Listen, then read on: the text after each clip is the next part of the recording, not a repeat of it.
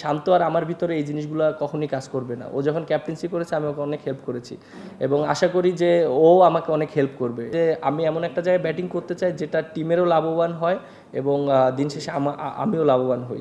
ও performance যদি দেখেন, ও অবশ্যই অনেক ভালো পারফর্ম করেছে। আপনি দেখেন যে ও অনেক ভালো করেছে। হয়তো টিম রেজাল্টের ক্ষেত্রে আমরা তো সবসময় রেজাল্ট খুঁজি, যে আমরা চিন্তা করি যে টিমটা কোন জায়গায় থাকে।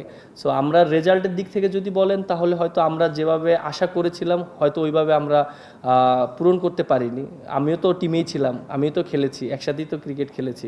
সো পারফরমেন্স যদি বলেন, ও অনেক ভালো পারফরমেন্স করেছে ওডিআইতে। এবং আর যেটা বললেন যে ওডিআইতে হয়তো আমাদের এখন হয়তো আমরা 10-এ আছি।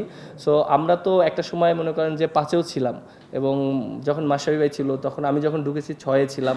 সো আমরা ডে বাই ডে হয়তো 23-এর ওয়ার্ল্ড কাপের পর আমরা বেশি ওডিআই খেলিও নি এবং আমরা হয়তো ওখানে একটু কিছু হয়ে গেছে। বাট এখন যেটা আপনি বললেন যে পারফরমেন্সের দিক থেকে আমার কাছে মনে হয় যে ও পারফরমেন্স খুবই ভালো করেছে। বাট এন্ড অফ দ্য ডেতে সম্পূর্ণ এটা ক্রিকেট বোর্ডের ডিসিশন, তারা কিভাবে চিন্তা করছে, যে কিভাবে তারা মনে করেন যে বাংলাদেশকে আগিয়ে নিয়ে যাচ্ছে। Last three questions. One, two, one, two, three. নতুন প্রেসিডেন্ট আমির হোসেনের সঙ্গে আপনাদের কথা হয়েছে, যেহেতু কালকে আসলে ডিসিশন করেছে আপনি ব্যাটিং করছেন ওডিআইতে। হ্যাঁ, বুলবুল ভাই কালকে অভিনন্দন জানিয়েছে আমাকে যে তুমি নতুন জার্নি করছো এবং এটা বেস্ট অফ লাক। অবশ্যই তোমার কাছ থেকে বাংলাদেশ ভালো কিছু আশা করবে। ভাই, শান্তর ক্যাপ্টেন্সিটা যে পথ পরিক্রমার মাধ্যমে গেল, আপনি ক্যাপ্টেন হলেন, অনেক জায়গায় সমালোচনাও হচ্ছে।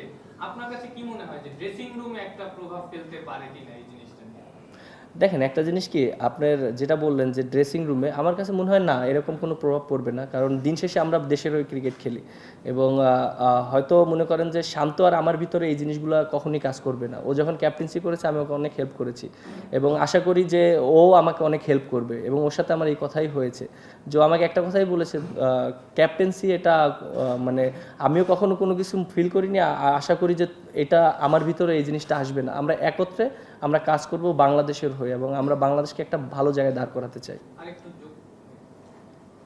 যেটা দেখা যায় যে বাংলাদেশে যে প্লেয়ার দলে থাকে না সে হয়ে যায় ভালো প্লেয়ার। বোর্ড কর্তারা অনেক সময় বলেন যে অমুককে মিস করি, তমুককে মিস করি, কিন্তু দেখা যায় তার আগের সিরিজে বোর্ড কর্তারা তাকে আসলে খুব বেশি সমালোচনা করেছেন।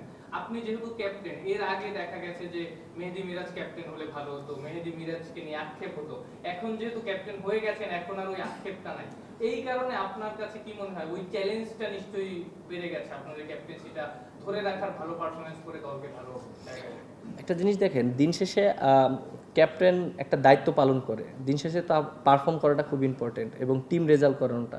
আমি যতই ভালো পারফর্ম করি, আমি যদি দিন শেষে বাংলাদেশ টিমটাকে রেজাল্ট না করাতে পারি তাহলে কিন্তু দিন শেষে কোনো রেজাল্টই আসবে না। সো আমরা কিন্তু সবাই কিন্তু রেজাল্টটাকে প্রায়োরিটি দিই। সো দিন শেষে আমার কাছে মনে হয় যে রেজাল্টটা খুব ইম্পর্টেন্ট এবং আর আমরা যারা একসাথে খেলছি অনেক দিন ধরে, সবাই একসাথে খেলাটা খুব ইম্পর্টেন্ট এবং আমরা বাংলাদেশটাকে একটা জায়গায় দাঁড় করাতে চাই, যেটা বিগত দিনে আমরা যেহেতু ওডিআই ফরম্যাটটা আমরা অনেক ভালো টিম ছিলাম, হয়তো এখন অবস্থানটা আমাদের একটু হয়েছে, বাট আমি আশা করি এটা একটা ভালো অবস্থানে যাবে। বলছিলেন বাংলাদেশ টিমকে ভালো অবস্থানে নিতে চান। আপনার বোলিং এর পাশাপাশি আপনার কাছে আপনার ব্যাটিংটা কতখানি গুরুত্বপূর্ণ আপনার কাছে মনে হয়, এবং অ্যাজ এ ক্যাপ্টেন আপনি একটু উপরের দিকে ব্যাট করতে চান কিনা, একটু স্টেবিলিটি চান কিনা 4-5-6 নম্বরে ব্যাট? আপনি দেখেন যে আমি তো লাস্ট ওডিআইতে যখন ব্যাটিং করেছিলাম প্রায় 4-এ মনে হয় 5টা ইনিংস খেলেছিলাম, প্রায় 3টা ইনিংসই আমি 50 রান ছিল। আর আমার কাছে মনে হয় যে উপরে ব্যাটিং করলে অবশ্যই অপরচুনিটি থাকে। এন্ড অফ দ্য ডে যেহেতু আমি বলিংটা আমার অনেক ইম্পর্টেন্ট, সো আমি হয়তো বেশি উপরে ব্যাটিং করলে আমার বলিংটা হয়তো একটু নড়বড় হতে পারে। বাট আমার কাছে মনে হয় যে আমি এমন একটা জায়গায় ব্যাটিং করতে চাই যেটা টিমেরও লাভবান হয় এবং দিন শেষে আমিও লাভবান হই। সো আমি ওইভাবে চেষ্টা করব পজিশনটা। Last question. মিরাজ, যেহেতু শ্রীলঙ্কা সিরিজে আপনার অফিসিয়ালি ক্যাপ্টেন্সিটা শুরু হচ্ছে, তো ওখানে আপনার লক্ষ্য এবং পরিকল্পনাটা কি থাকবে?